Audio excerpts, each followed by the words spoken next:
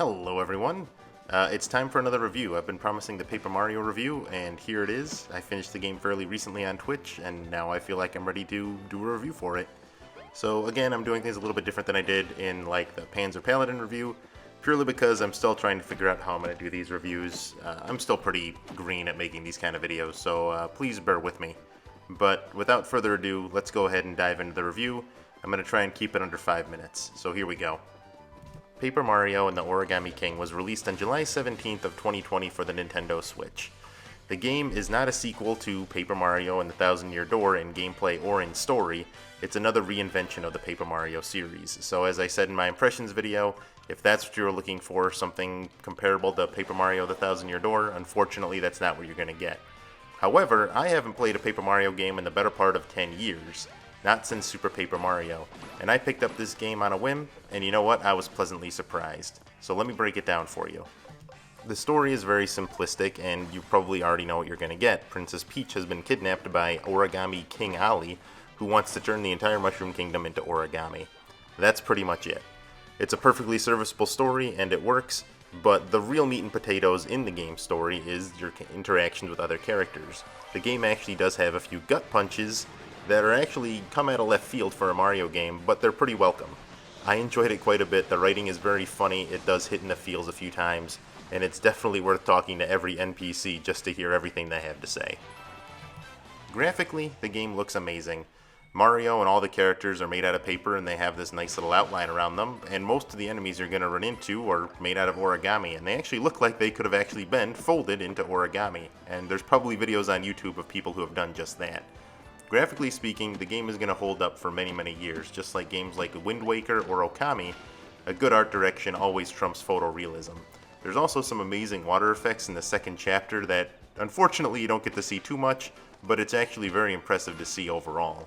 So graphically speaking, the game is great. I would almost recommend playing it just to see how everything fits together. Then, of course, there's the game's music, which is phenomenal.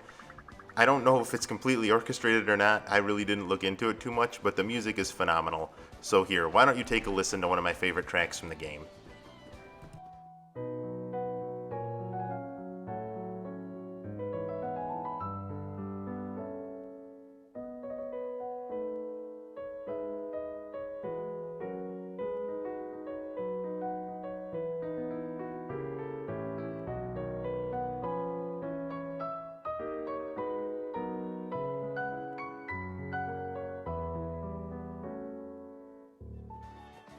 Lastly, of course, the meat and potatoes of any game is the gameplay, and you'll be spending most of your time in the battles, which use a ring battle system which you can see on screen now. The ring is made up of several rings and several tiles which Mario can use to manipulate enemies around the ring. The key to these battles is to make sure that all the enemies are lined up in either a line or a square so Mario can attack. Every battle is a puzzle, and in that sense I would have preferred that they went in a scripted battle system for every battle and just had less of them, that way each one felt special. The only time you really get into a special battle is with a boss, and these are almost universally excellent except for the last of Elemental, who has a really annoying final phase that took me several tries to get through. But ultimately, the ring battle system is very satisfying when you get a big brain moment. I loved it, the viewers loved it when I was playing it, and it was just a whole lot of fun. So ultimately, the good outweighs the bad.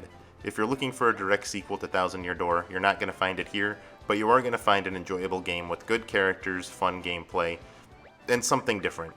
So ultimately, I recommend it. Thanks for watching. Thank you very much for watching. If you enjoyed this video, be sure to leave a like, leave a comment, and hit that like button, and feel free to share on social media. Once again, thank you very much for watching, and I'll see you next game.